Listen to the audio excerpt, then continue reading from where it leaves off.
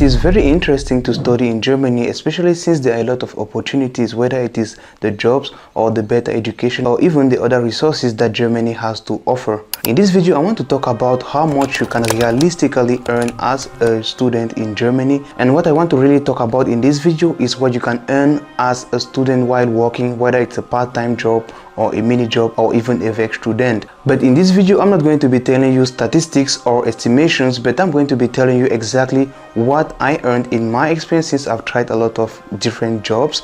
And I'm going to be telling you the exact amounts that I was earning as a student while doing those part-time jobs, so that you can see for yourself what the reality actually is, despite all the calculations, the statistics and the estimations.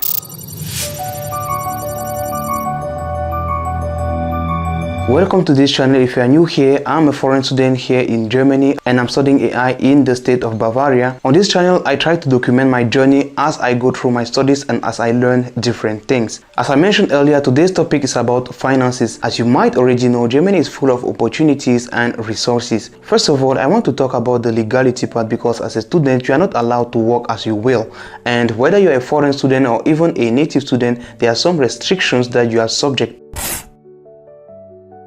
For example, as a student, you're only allowed to work part-time since you're a full-time student, and that is typically 20 hours per week during the study period and up to 40 hours per week during the semester break. This allows you to make a good balance between your studies and your work, because it is considered that if you work more than 20 hours per week, you are not typically studying efficiently. There's also a restriction on the amount that you can earn, because students actually benefit from tax exemptions, so you basically don't pay the same amount of taxes as the regular employee, but this is only subjected if you earn up to a certain amount, which is a little bit over 10,000 euros. And if you cross that amount, then you will be charged on the extra amount. I can't go into much detail about this topic as I'm not well versed in it myself, so I'm just going to put a link in the description if you want to learn more about this topic. But there's a note I want to add here for the foreign students. So basically, on your student visas, you are given up to 140 days per year that you can work, or 240 half days per year, and the half days typically means 4 hours a day.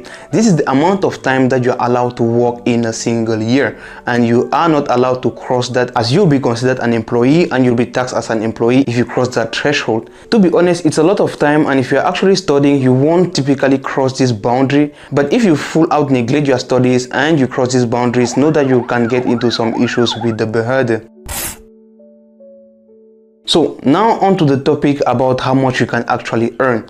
In Germany, there are quite a few different categories of jobs, and the three categories is typically the part-time jobs, the mini jobs, and the full-time employee. I don't want to go into other stuff like freelance, which students on a visa are not really allowed to do, so I'm not going to go into that category. But for the part-time jobs and the mini jobs, this is typically what you will be doing most of the time, and I'm going to explain that much in details. For the full-time job, you will only be doing this during the semester break, and typically if you have a part-time or a mini job, you're just going to be transitioning on the same contract during the semester break, but more details on that later. First off, let me start with mini jobs. Mini jobs are typically jobs that require you to work less than 10 hours per week, and you typically have a boundary of earning only up to 520 euros on these jobs per month. As a student, you are only allowed to work up to 2 mini jobs at a time, only and only if you are not exceeding the required time slot. Also, on mini jobs, you don't get to pay taxes, as the amount you earn is not up to the threshold to start paying taxes.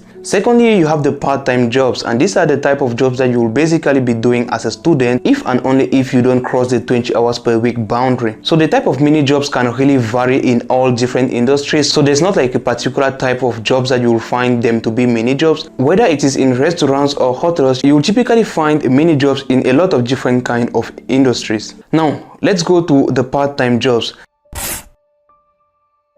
These are the type of jobs that you'll typically be doing most of the time. They are also called VEC student if they are related to your particular field of studies. So for the part-time jobs, the amount you earn will typically vary a lot. I myself have tried many different type of part-time jobs which I'm about to share. So for my first part-time job, I was working as a manual sorter and I was earning 15 euros per hour. I did this job for 1.5 months and I typically earned a little bit above 1,600 euros. This was my gross salary, but at the end of it, I actually earned around 1,400 euros because of the taxes that were deducted since I surpassed the amount that I was allowed to earn. As for my second job, I was working as a biker where I was earning only 12 euros per hour. I actually started this job in winter where I couldn't sustain doing it, so I only did this job for 2 months. And although the pay for this job was not that high, I was typically receiving tips when I was doing the deliveries, so my take home was actually higher than what I was actually earning from the job itself.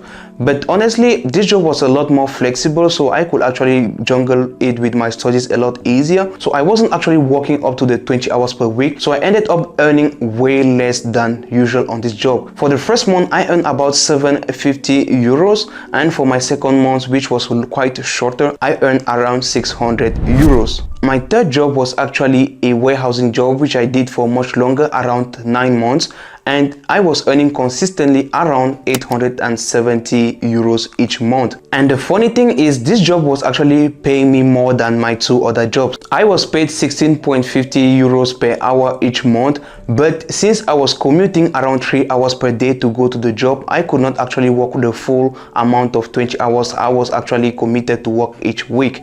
So it was a lot more stressful for me to do the commuting and getting all my hours in, because I had to like get the train and travel back to my city. But this job was actually a lot more stable and more sustainable because the environment was actually better. I met a lot of interesting and funny people at my workplace there, and I made quite a lot of nice friendships there. Now the interesting part when it comes to the amount you can earn in a job here is when you are doing a VEC student. So typically VEC students are part-time jobs that you do that are related to your field of studies, and when you are working in your field of study, basically you are leveraging your expertise in a company and you get paid a little bit more than usual. A little disclaimer here is that these VEC students are typically very hard to find. I made a video talking about the job situation in Germany, and that video was actually kind of showing why I had a hard time getting a job here in Germany, because everyone is going for VEC students. Even if you are in the lower semester like the first or even the second or the third semester, you are basically competing with those in the fifth, fourth or even sixth semester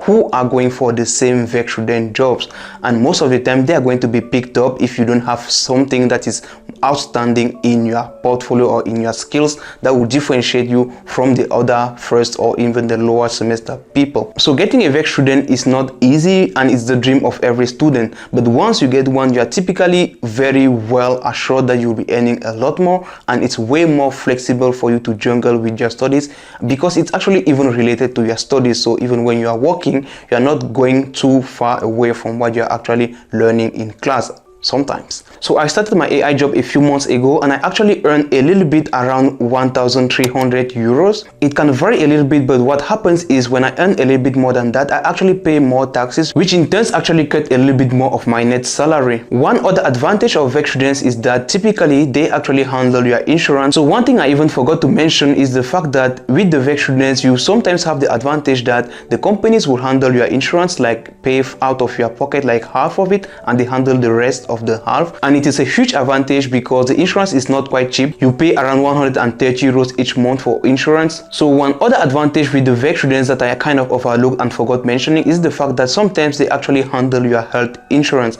and health insurance is not cheap. It's around 130 euros. It varies a little bit depending on your age and your social category, but typically what happens is your employee will pay half of it and you pay half of it, but it's a good advantage for you because it cuts out of your expenses. Actually, I'm going to make a video where I talk about my expenses on a month-to-month basis, where if you want to watch that video, make sure to subscribe to my channel so I can keep this type of content coming out. So these are the type of jobs that I have typically been doing, and like I said, I'm not giving you statistical data, and I'll put something here on the screen with the typical data from the type of categories of job and the type of earnings that you can make in each of these jobs. And I'm also going to link in the description where you can find guide and even a video that talks more in depth about how much you can typically earn in Germany as a student. Now let me touch a little bit about the full-time opportunities that you have as a foreign student. So during the semester break, you're allowed to work as an employee, and from my experience, you actually earn a lot of money during that period. So far I have only worked 2 months in my semester break, and the first month I actually earned 1,900 euros. So I have actually worked twice during my semester break as a student, and once was actually from the 10th of the month to the end of the month, so it wasn't like a real full-time. And during that time period, I earned around 1,800 euros. But funny fact, I actually only got 1,300 net because of the taxes. And the second time I actually worked like a student full-time during the semester break, I earned a little bit close to 2,000 euros, which again was cut down due to the taxes, around 1,400 euros. I don't know how that works. I kind of don't try to look at it that much. The only advantage as a student is that you can claim back these taxes at the end of the year, and you are typically going to receive all the money back. I have done that only once in 2024 for the 2023 year, and I got around 400 euros. So some of the taxes that you pay are actually refundable, and you can actually file the tax returns. But yeah, this is my experience of how much I actually earned in Germany as a student. This is just a video on my own experience. I can make videos about the more statistical data, but I think a lot more people make videos about this, and I wanted to share like my authentic experience about what I actually earned. And if you like this type of content, please make sure to subscribe to my channel, as I will keep these videos coming. Make sure to hit the like button. What are your plans when visiting Germany? And I will see you in the next one. Ciao.